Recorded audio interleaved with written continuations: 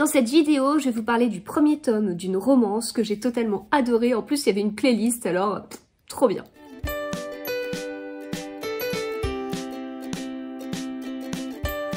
Hello, j'espère que vous allez bien. On va parler de ce livre, le premier tome de Westwell de Lena Kieffer, autrice allemande.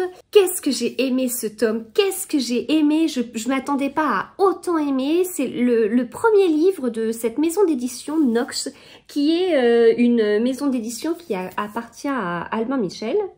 Voilà, au groupe Albin Michel, et c'est une maison d'édition qui est spécialisée dans la romance. Et alors vraiment, il tape super fort avec ce premier roman qui était juste trop bien. Alors il est beau déjà, il est beau, il a des petits rabats,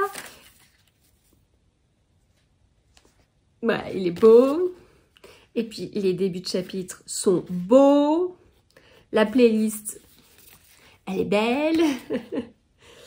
Hop, voilà les débuts de chapitre. C'est classe, hein? Alors, dans cette romance, on est avec le trope de Enemies to Lovers.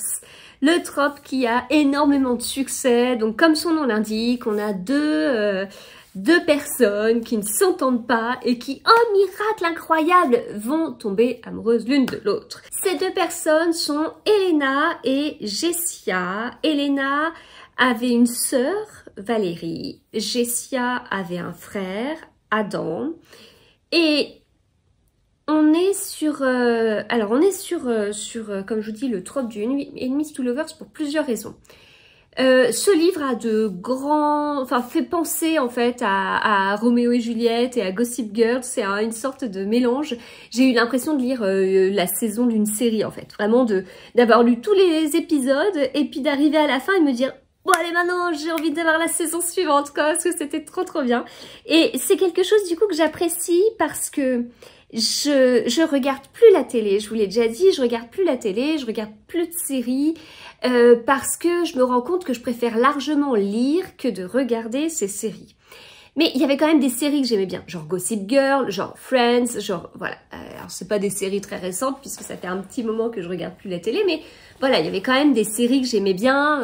Je connais le principe d'avoir plusieurs épisodes dans une saison, d'attendre avec impatience la saison suivante. Et du coup, ces derniers temps, je me retrouve à lire des livres qui me font penser à des séries et je me dis pourquoi pas en fait, pourquoi pas retrouver ce que j'apprécie dans des séries mais dans des livres.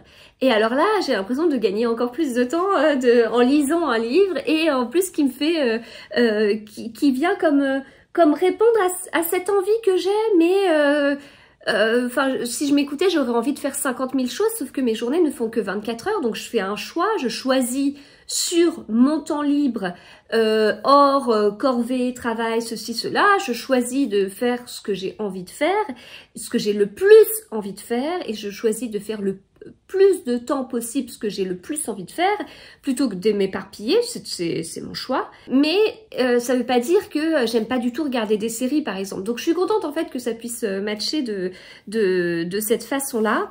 Et donc je reviens à ce que je vous disais avec le côté Roméo et Juliette, etc. En fait, Elena et Valérie, elles viennent d'une famille, la famille Weston. Weston qui donne le West. Et puis, Adam et Jessia viennent d'une autre famille, Coldwell, qui donne le Well. Donc, Jessia et Adam, ils sont tous les deux, ils ont tous les deux un frère. Ce qui est le cas aussi d'ailleurs de Valérie et d'Elena. Ce sont deux familles ennemies qui l'ont toujours été, sauf que Valérie et Adam étaient ensemble et on l'apprend assez vite, ils sont morts dans certaines conditions. Elena l'a très mal vécu, forcément, très attachée à sa sœur, tout comme Jessia, lui aussi l'a très mal vécu, très attaché à son frère. Pour les deux, ces morts ont eu des conséquences. Ils étaient jeunes, ils le sont encore quelques années après. Et ça a été un énorme déchirement entre leurs familles. avec beaucoup d'accusations de la famille Caldwell qui estime que Adam était un enfant parfait et donc que forcément s'il y a eu des soucis, ben, c'est à cause de Valérie, c'est parce qu'ils étaient ensemble, ils auraient jamais dû se mettre ensemble et voilà où est-ce que c'est arrivé. Enfin voilà, il y a beaucoup de choses. Sauf que bah il y a un moment donné, on est sur un trope Enemies to Lovers et puis bah on a Elena et on a Jessia et en fait tout est fait pour qu'ils se détestent, tout, mais bah voilà quoi. Donc je vous laisse découvrir comment, pourquoi, comment ça se passe.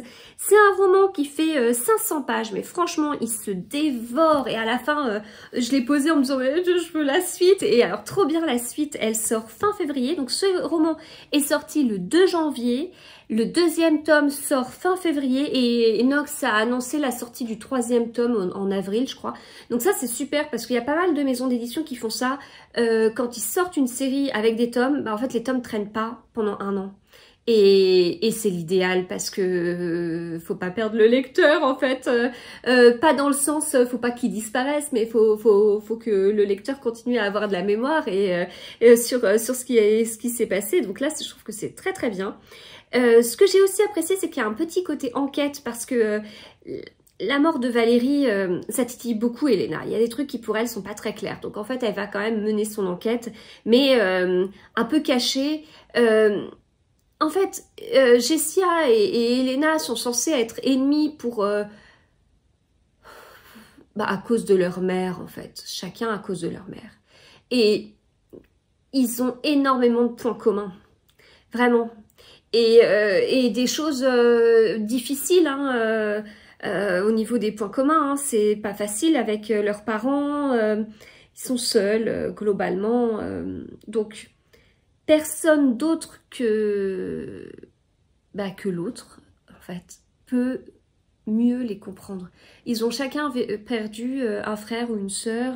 Ils vivent chacun dans cette espèce de déchirement plus ou moins médiatique, plus ou moins de milieu. On est sur des familles influentes. Donc, forcément, tout est là pour qu'ils puissent se comprendre. Mais encore faut-il qu'ils puissent s'approcher. Enfin, bon. De vous en reparler, ça me donne envie juste de le relire presque. Non mais il était vraiment très très bien. À noter que donc il y a une playlist, comme je vous le disais, une playlist qui n'est pas une chanson par chapitre, mais c'est plutôt une playlist globale. Donc moi j'ai rentré chaque titre sur Spotify, je me suis fait la playlist et cette playlist je ne m'en défais pas. Ça fait plusieurs jours là que j'ai terminé cette série. Ce livre, pardon, et la playlist, je l'écoute non-stop. J'ai notamment découvert un titre, Falling Apart de Michael Schulte, ou Michael Schulte, s'il est allemand. Je suis archi fan de ce titre, je peux l'écouter non-stop, c'est ma chanson du moment. C'est idéal pour se mettre dans l'ambiance. C'est la deuxième fois que je lis un livre avec une playlist. La première fois, c'était Love Never Fails, Side A de Melissa Belvigne. J'avais été totalement dans l'ambiance du livre, j'ai écouté la playlist longtemps après, ben là ça me refait exactement la même chose.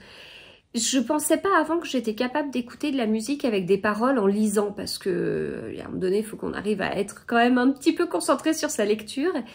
Et donc ça me paraissait pas possible. En plus dans Love Never Fails, il y a quand même des chansons qui pour moi sont phares de Linkin Park. Enfin, et donc comment je peux faire pour écouter sans être en train de chanter, de danser et ben si parce que ce que je prends lors de mes lectures, c'est pas les paroles, c'est pas la mélodie, c'est l'ambiance du titre. Et là, c'est exactement pareil. Et c'est vraiment des ambiances particulières en fait. Et c'est une expérience complète d'écouter la playlist en lisant. Donc voilà, ça c'est top, top, top. À noter qu'au début du livre, il y a des trigger warnings. Donc il y a la mention de décès de membres de la famille, il y a mention de drogue. Et de façon ponctuelle, il y a agression physique non sexuelle et troubles anxieux. Voilà ce qui est indiqué.